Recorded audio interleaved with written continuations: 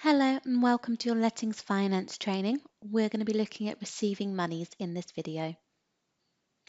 That's going to cover receiving monies via the tenancy record, receiving monies via rent arrears and also outstanding transactions, the other functionality available via the rent arrears report, and also your unallocated funds reports.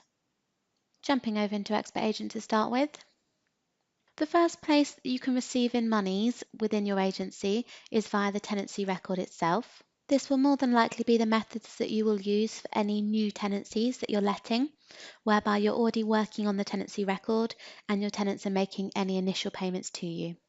Moving forward though, there are two reports that you will probably use to receive in your rents, and those are the rent arrears and the outstanding transactions. We'll start off with having a look at receiving money via the tenancy record. So on the statement tab of my tenancy record, we have our initial rent, deposit, and application and referencing fees that we've charged to our tenant there. We've also already recorded in the receipt of a holding fee that our tenant made to us initially. So the balance that we have currently outstanding on our tenancy is £3,710. As soon as our tenant starts making either that whole payment or partial payment to us, we want to record the payments that we've had in onto Expert Agent. And the way we're going to do that is by right-clicking, going to our financial submenu, and going to receive payment right at the bottom. If we've got multiple tenants in our tenancy, we need to confirm the tenant that our receipt relates to from the drop-down. As soon as we select that tenant, the screen will pre-populate with every charge that is outstanding for that tenant, so we can see everything that's currently outstanding. We just need to work our way through the top half of this screen, filling in the details of our receipt. So who's the receipt come from? That's going to default to your tenant's name that you've selected. If the tenant has paid you that money themselves, you'll obviously leave that as is. However, if someone else has made the payment on the tenant's behalf, what you may want to do is edit that received from to display exactly where that money's come from. A couple of scenarios where you might want to use that would be if possibly your tenant's in receipt of housing benefit, or there's been a help to move with the council, something like that. You could change that received from there. Equally, if you deal with a lot of student lets and your tenant's parents have paid their first month's rent and deposit or something like that, you could edit that received from there to indicate exactly who that money has come from. Next up, you've got amount received, so you're going to be typing into that box the total amount that's been paid by the tenant. In this scenario, let's just assume the tenant has paid the £210 to us for their application and referencing fees.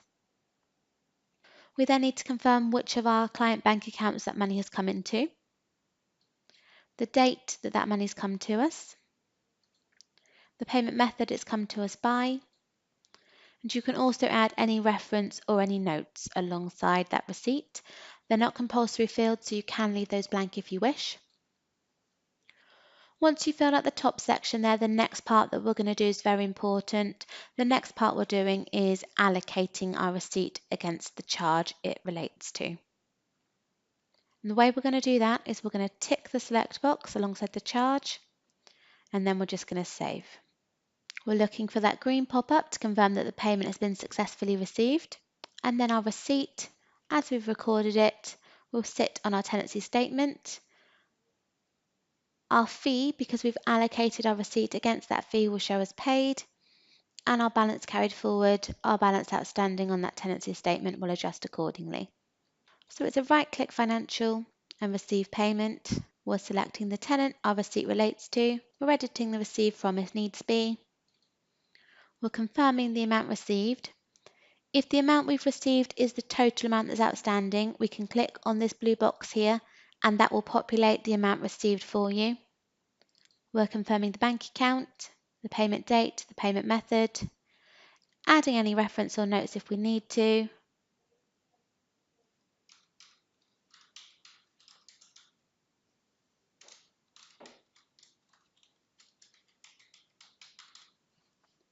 And then most importantly, we're ticking the select box or boxes alongside our charge or charges that our receipt relates to before we save. We're looking for our green pop-up, our receipt, This time with the notes that we've added alongside it will show on the tenancy statement there. The charges that we've ticked to allocate against will show as paid, and the balance in hand will adjust accordingly. So there are really three parts to your transactions with an expert agent. There are your charges, whether those be rents, deposits, fees, invoices, etc. There are your receipts, that is that money coming into the bank and you recording on expert agent that money's come into the bank. And then there is the allocation, which is the part that ties the two together. Without that allocation, those funds will sit on your tenancy record as funds in hand. In the case that your receipt is for a rent, if you record a rent is coming in but don't allocate it against the rent charge, that receipt will show on the tenancy record, but that rent won't get pushed across to the landlord for payment because the expert agent won't know that that money that you've had in was for the rent. So it's really important that when you're receiving in your payments, you're popping that tick in the select box alongside the charge that your receipt relates to ensure that it gets allocated. So that's receiving in our payments via the tenancy record. If we close that tenancy record down now, we can have a look at the other two methods of receiving in your rents.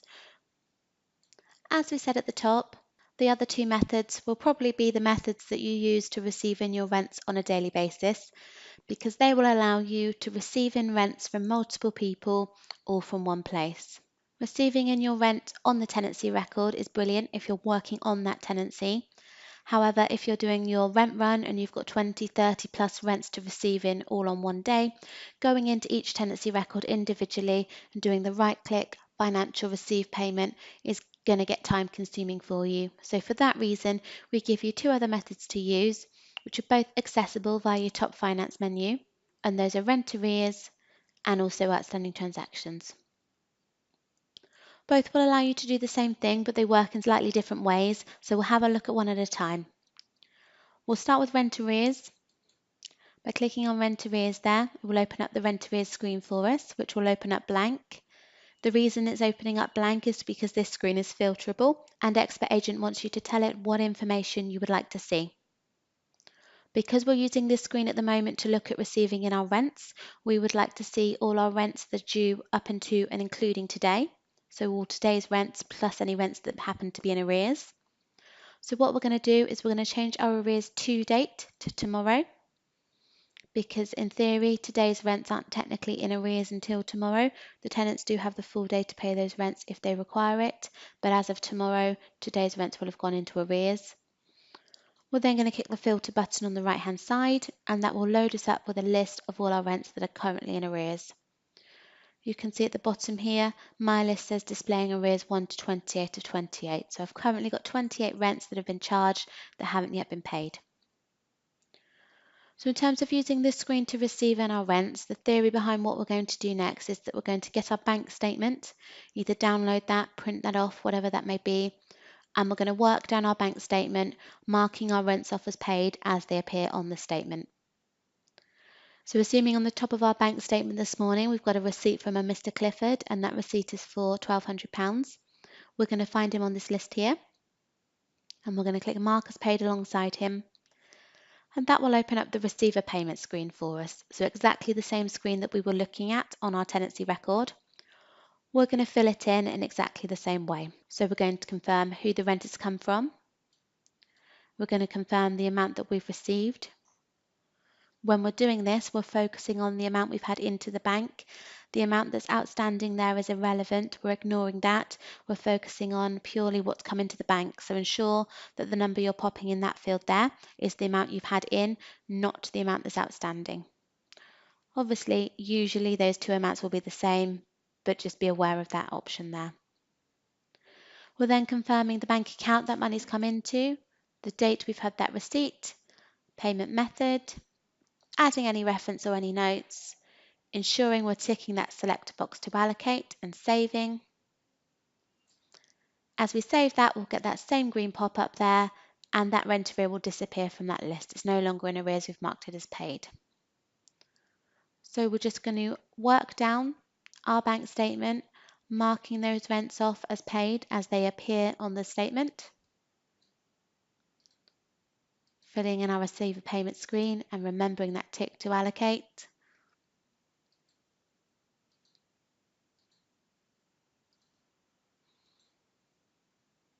As we're saving, those rent arrears are disappearing from this list.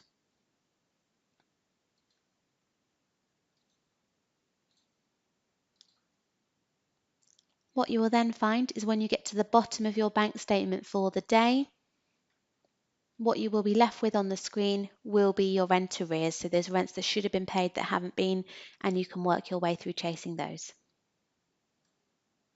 The other option for receiving in your payments is, instead of the rent arrears report, to use outstanding transactions. So we'll just close that rent arrears report down, and we'll go back to the top finance menu, and we'll go to outstanding transactions. When the outstanding transactions report opens up, it will open up and look a little bit like this. There are no filterable options at the top of this report. It will simply load all your charges that have been raised against tenants that haven't yet been paid. It will start with oldest at the top, and it will run through to newest at the bottom.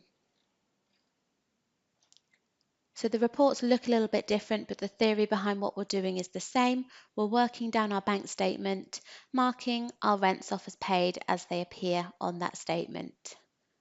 So let's just assume at the top of our bank statement we've got a receipt from a Mr. Charteris for £900. We're going to find him on this list. We're going to click the Receive button alongside that charge. Now the box that appears this time is a little bit different. The box that appears this time is your tenant quick pay rather than your receiver payment screen. The main difference with the tenant quick pay as opposed to the receiver payment screen is that there is no allocation to be done. The allocation is being done for you in the background by Expert Agent.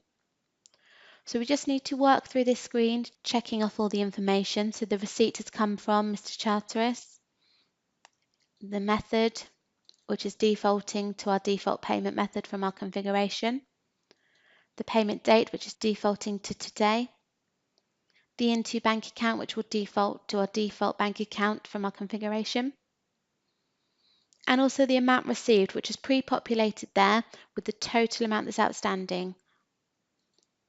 So check those details are correct. If they are correct, we're just going to save.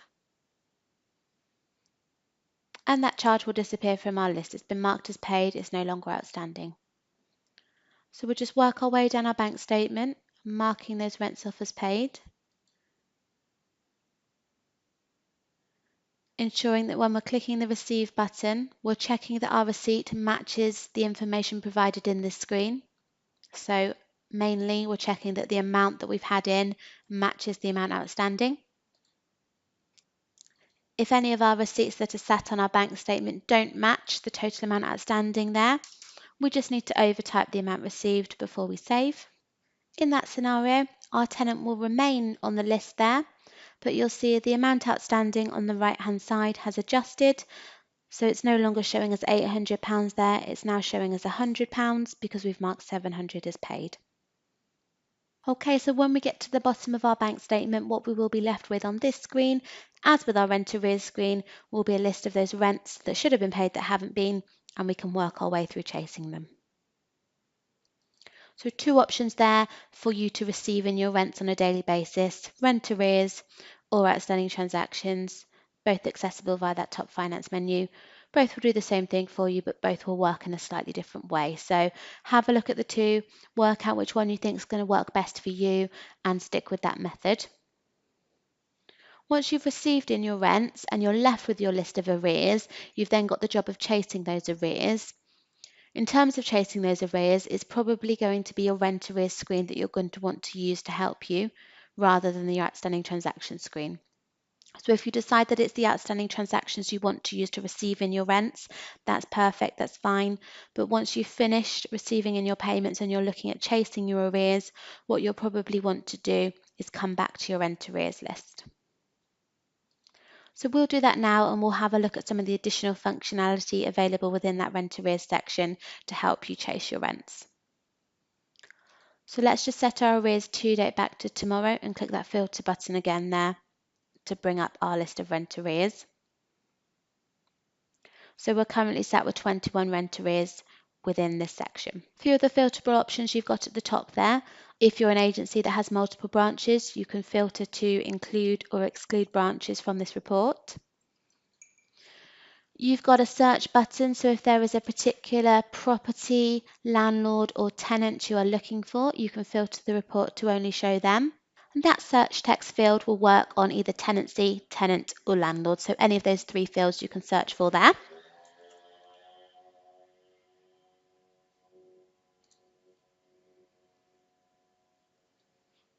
We can also, as we said, filter this report. So at the moment we're filtered by tenant, so on tenant name there.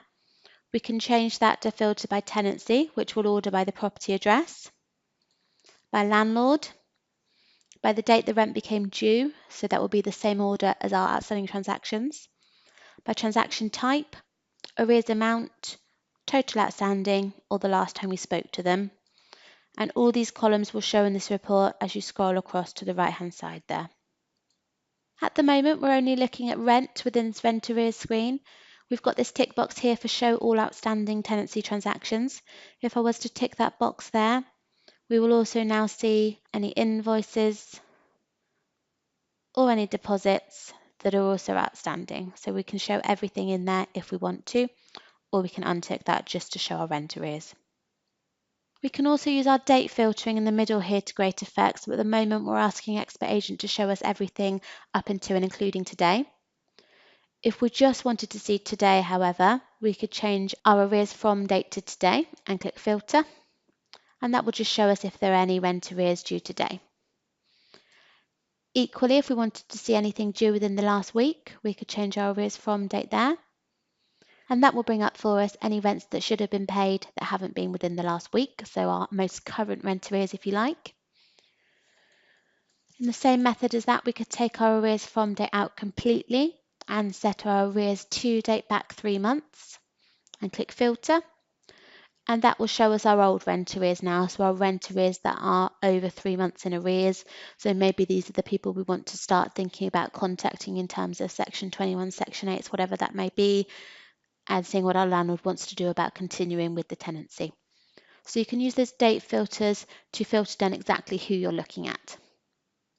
Once you've got your arrears filtered to the particular people you're wanting to concentrate on, you've got some options in terms of contacting them. In the bottom right-hand corner, you've got options for sending them SMS, sending them letters, or sending them emails. And you can do that in bulk for everyone that you have selected within this list. If there was just one particular tenant, you could use the deselect all button in the bottom left-hand corner and just tick that particular person. Our correspondence would just go to that one tenant. However, if we've got select all and all three are selected there, when we're sending our communication either by text, letter or email, it's going to go to all three. When we're sending those communications, those are going to log as events on our tenancy records for us. So we've got a record of what we've sent to that particular tenant, should we need to rely on it for court purposes.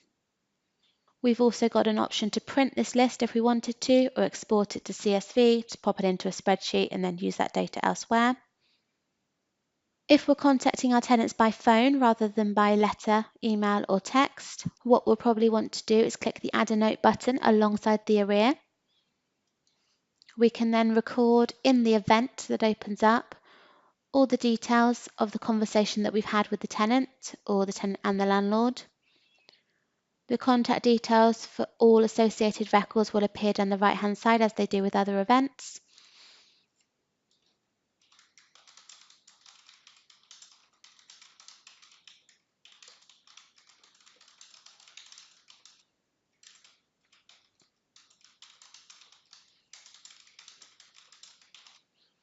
If you're using your landlord portal, you may want to pop some notes in there for them to see. We'll probably want to update the contact dates to confirm that we've spoken to our tenant. If you've got any files to upload, the tenant's dropped in a letter to you or anything like that, you could upload the file to the event. I may also want to set myself a task for Friday to remind myself that the tenant's due to come in just in case they don't. And then I can save there. And again, that event will get logged so that we've got a record that we've spoken to that tenant should we need to rely on it for court purposes. We can also write off rent from here if we need to. So if we've spoken to the tenant and the landlord and they've both agreed that that rent is no longer due, clicking write off will bring up this box for us. We can add in a note why we're writing off.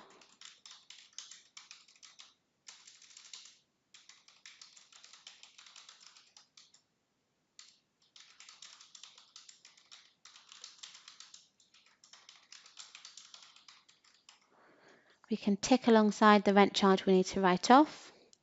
We can edit the write-off amount if it's not the full outstanding amount that we're writing off, and we can save. If it's the full amount outstanding that we've written off, that rent charge will disappear from our list.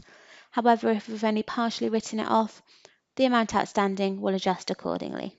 So that's our rent arrears report and the functionality there that you might find useful in terms of receiving in your rents and also chasing those rents.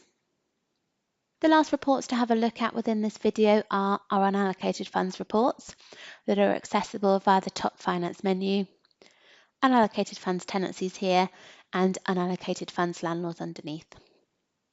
What these two reports will show you will be any tenancies or landlord records that have had funds receipted in on them, and those funds remain unallocated on that particular record.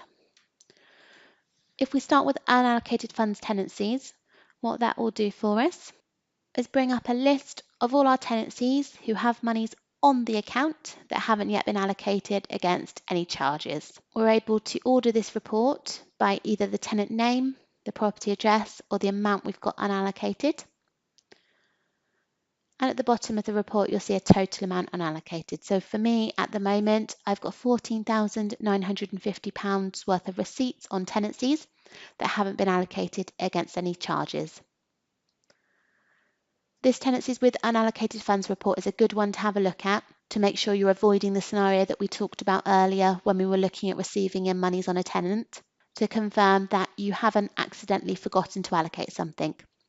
So we recommend that you check this report regularly just to ensure that the funds sat as unallocated funds are intended to be sat as unallocated funds and they haven't accidentally been missed off an allocation against rent or anything like that. And the way we can have a look at that easily if we're unsure based on our tenant name there is by clicking alongside the tenant, and that will open up the receiver payment screen for you. So if I select my tenant from the drop down there, we've got our unallocated funds in the bubble at the bottom there, and we can also see that at the moment there is an outstanding rent charge on this tenancy. So if I should have in fact allocated that 525 against this rent charge, all I want to do now to fix that retrospectively is tick the select box alongside that rent charge. In this case, the amount that I've got to allocate isn't the full amount that's due. So I'll get this pop-up confirming that there aren't enough funds to fully pay this item. So I can click OK there and save. And if I refresh that report there, my tenant will no longer show. I've allocated the 525 that I had remaining against the rent charge. It's no longer a tenancy with unallocated funds. So it's just an area to keep in mind to ensure that you know about all the funds that you have on your tenancies at present, to ensure that you're allocating where needs be, and just to pick up on any receipts that you've received in that you've accidentally left unallocated. Your landlords with unallocated funds will give you a similar set of information, but obviously this time we're looking at landlords. There's an additional column in your landlord report, which is amount to retain. You've got a tick box to deduct retained amounts from this list. So if we're only wanting to see amounts that are on account that aren't retained, so available funds essentially, we can tick that box there. And that will update this report for us. But in the same way, we can click alongside our tenants. We can also tick alongside our landlords to see that receiver payment screen so that we can have a look to see if that 125 should have been allocated against anything. Generally with your landlords, you won't need to use this screen to make any allocations.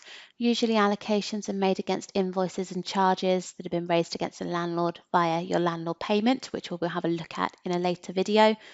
But just on the off chance you need to manually allocate anything because you're wanting to make a payment of an invoice ahead of a landlord payment, you can use this screen to do it if you need to. But it's generally just a good screen to keep an eye on to see where your unallocated funds are sitting at present. That's the last section that we're going to have a look at within this video. Thank you for taking the time to watch.